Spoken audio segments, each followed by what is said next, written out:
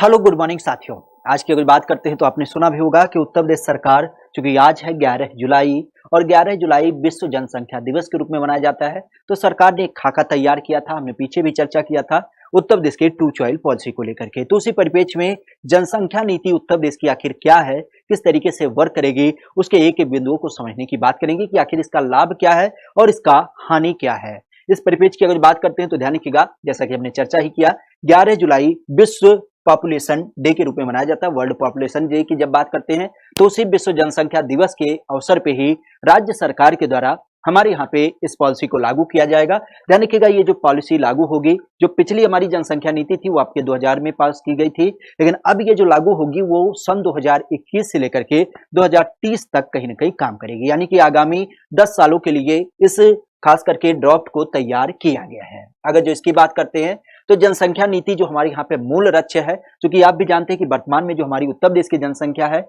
19,98,12,341 है, जो वर्ल्ड के संदर्भ में अगर बात किया जाए तो कई सारे देशों की जनसंख्या के भी कहीं न कहीं बराबर देखने मिलता है। हालांकि अब इस जनसंख्या को हम कम तो नहीं कर सकते, लेकिन आज की अगर बात करते हैं तो आप भी जानते हैं, ऐसी मान्यता है कि अगर जो आने वाली गणना होगी तो उस आधार पे हमारे प्रदेश की जनगणना लगभग 23 से 24 करोड़ के बीच बैठेगी। और इस आधार पर अगर जो देखा जाए तो कहीं न कहीं जो संसाधन होते हैं उनकी बंटवारे की जब बात करते हैं तो वो भी कम देखने मिलेगी। और साथ ही साथ हमारे यहाँ पे जो औसत खास करके कह सकते हो कि जनसंख्या की वृद्धि दर होती है वो जो 2.2 के करीब है, उसकी जब बात करते हैं, लेकिन हम जब अपने प्रदेश की बात करते हैं तो यहाँ पे जनसंख्या का जो ग्रोथ रेट है वो कहीं ना कहीं आपके ज्यादा देखने मिलता है। तो उसको कैसे हम संतुलित कर पाए, ना ज्यादा कर पाए तो कम से कम अपने राज्य सरकार को केंद्र सरकार के बराबर कर पाए, तो उस परिप्रेक्ष्य में ये नीति काफी महत्वपूर्ण मानी जा रही है। और इसको कैसे हम लागू कराएंगे तो सरकार इसके लिए कमर कस चुकी है और कई सारे सख्त नियम इसके परिप्रेक्ष्य में बना रखे हैं।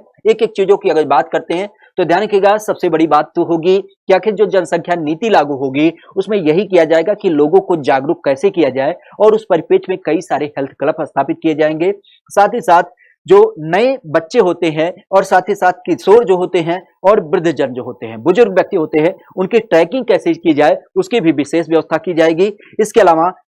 जब हम इस जनसंख्या नीति की बात करें तो यह आखिर सरकार आनन फानन में क्यों लागू कर रही है, ध्यान रखिएगा, इसको सरकार आनन फानन में नहीं लागू कर रही है, बल्कि इसको कई सारी रिपोर्टों के अध्ययन करने के बाद क्या किया गया है, लागू किया जा रहा है। मूलतः अगर बात करते हैं तो इस योजना को लागू करने का जो एक परिप्रेक्ष्य है वो कैसे कैसे काम करेगा, तो ध्यान रखिएगा, इसमें यह व्यवस्था है कि अगर जो कोई व्यक्ति सरकारी नौकरी में होगा, अगर जो वो अपने आधार पे क्या करता है, स्वतः ही नसबंदी करा लेता है, तो उस कंडीशन में उसको क्या होगा, एक्स्ट्रा इंक्रीमेंट दिया जाएगा। जैसे 10,000 सैलरी है तो उसको 15,000 रुपए क्या होगी, सैलरी दी जाएगी। तो इस तरीके से अतिरिक्त इंक्रीमेंट होगा।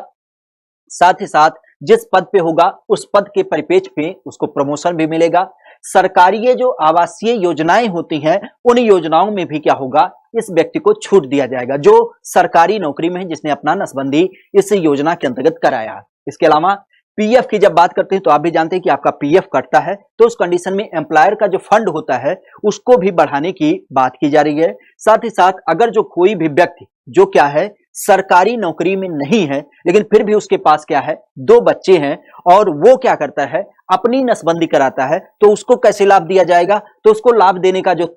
यहाँ पे कुछ बिंदु रखा गया है वो है आपके जो बिजली का टैक्स होता है, पानी का टैक्स होता है, हाउस टैक्स होता है, और इसके अलावा जो होम लोन आप लोग लेते हैं तो उन सब बिंदुओं में क्या किया जाएगा, आपको अतिरिक्त छूट दिया जाएगा, जिससे कहीं ना कहीं लोग क्या हों, जागरूक हों और अपनी नसबंदी कराने के लिए एक तरीके से प्रेरित हों। इसके अलावा अगर बात करते हैं तो ध्यान रखिएगा, अगर जो कोई व्यक्ति, हालांकि ये तो 2 बच्चों की बात हो रही है, लेकिन अगर जो कोई व्यक्ति एक संस्थान पे यानी कि एक बच्चे होने पर ही अपनी खुद की नसबंदी करा लेता है, तो उस कंडीशन में जो अभिभावक होगा उसको क्या किया जाएगा, यहाँ पे जो बच्चा होगा उस बच्चे का 20 साल तक प्रमुखता से इलाज कराया जाएगा। इसके अलावा इलाज के साथ ही साथ उसके मुफ्त शिक्षा होगी, साथ ही साथ बीमा भी उसका किया जाएगा। और इसके अलावा जो सरकारी नौकरी के लिए आप कंपटीशन करते हैं तो उसमें भी क्या होगी, इसको प्रायोरिटी दी जाएगी। साथ ही अगर बात करते हैं तो यहाँ पे अगर जो कोई व्यक्ति सरकारी नौकरी में है, जो एक बच्चे के लिए क्या है, एक बच्चे के संदर्भ में अपनी नसबंदी कराता है,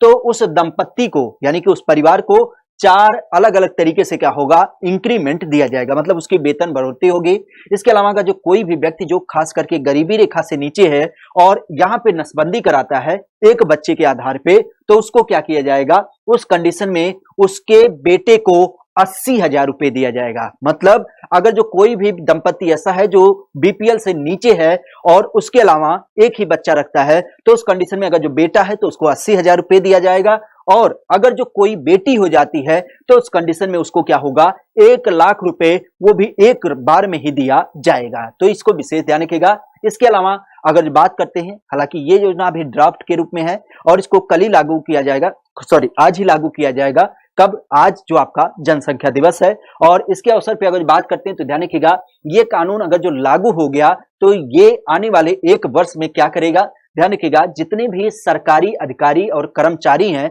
इन सभी सरकारी अधिकारी और कर्मचारियों को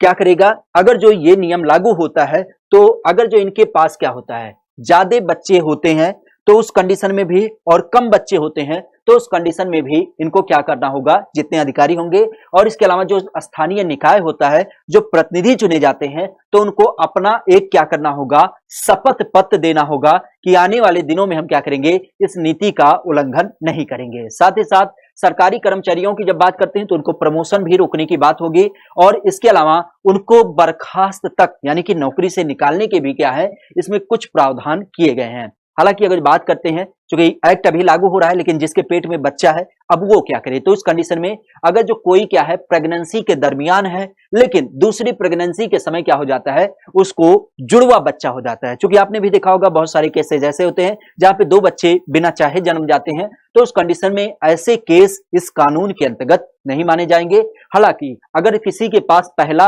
दूसरा और दोनों बच्चे क्या हैं, कहीं न कहीं निःशक्त हैं यानी कि आपके दिव्यांग है, तो उस कंडीशन में भी क्या होगा, आपको तीसरा बच्चा करने पर कोई दिक्कत नहीं की जाएगी और जो आपकी सुविधाएं हैं वो पूर्व की तरीके से ही दी जाएंगी। इसके अलावा अगर जो कोई व्यक्ति क्या करता है, 2 बच्चे उसके मूल के हैं लेकिन तीसरा बच्चा क्या करता है, गोद लेता है, तो उस कंडीशन में भी क्या होगा, उसको सरकार यहां पे कोई रोक टोक नहीं लगाएगी। ध्यान रखिएगा, अगर जो कोई व्यक्ति, खास करके सरकार का यह लक्ष्य है कि कोई भी व्यक्ति जो 1 से अधिक शादियां करता है और उस परिप्रेक्ष्य में क्या करता है, उनके लिए यह प्रावधान काफी विशेष देखने मिलेगा, जहां पे कोई व्यक्ति 1 से अधिक अगर जो शादी करता है और शादी करने के बाद जितनी उसकी पत्नियां होती हैं उनसे मिला करके 2 से अधिक बच्चे हैं, तो वहां पे इस योजना का लाभ उसे नहीं दिया जाएगा। अगर जो सारी पत्नियों से केवल 2 बच्चे होंगे तब क्या होगा, लाभ मिलेगा, लेकिन 2 से ज्यादा हो गए तो उस कंडीशन में इसको बिल्कुल लाभ नहीं दिया जाएगा। और इसी परिप्रेक्ष्य में, ये तो पुरुष की बात हो गई, लेकिन कोई महिला जो क्या कर रही है, 1 से अधिक विवाह करती है और उसके जो अलग अलग पति होते हैं उससे भी क्या होता है, 2 से अधिक बच्चे होंगे, तो उनको भी क्या होगा, इस योजना का लाभ बिल्कुल नहीं दिया जाएगा। तो दोनों के परिप्रेक्ष्य में ध्यान रखिएगा, अगर जो पुरुष भी ज्यादा शादी करता है और महिला भी ज्यादा शादी करती है और 2 से अधिक अगर जो उसके पास बच्चे हो जाते हैं, तो उस कंडीशन में क्या होगा, कहीं न कहीं यहां पे इनका कोई लाभ नहीं दिया जाएगा। तो ध्यान रखिएगा, अगर जो कोई नई इंफॉर्मेशन होती है इस परिप्रेक्ष्य में तो उसे पुनः आपके साथ शेयर करेंगे। और एक चीज विशेष ध्यान रखिएगा, ये जो आपका एग्जामपुर का चैनल है वो आपके लिए हमेशा तत्पर रहता है, कॉम्पिटिटिव एग्जाम की बात करें या फिर विभिन्न पहलुओं की बात करें। और उसी परिप्रेक्ष्य में यूपी जीके की जब बात करते हैं, खास करके उत्तर प्रदेश के जीके की, तो बड़ी इंपॉर्टेंट क्लास होती है रोज शाम को 9 बजे। तो ध्यान रखिएगा, रात के 9 बजे क्या होती है, यूपी जीके की क्लास होती है। तो उसमें अगर जो उत्तर प्रदेश के परिप्रेक्ष्य में विभिन्न जानकारियों को जानना चाहते हैं तो उस क्लास में जरूर जुड़िएगा। तो आज के लिए इतना ही। Thank you, all the best.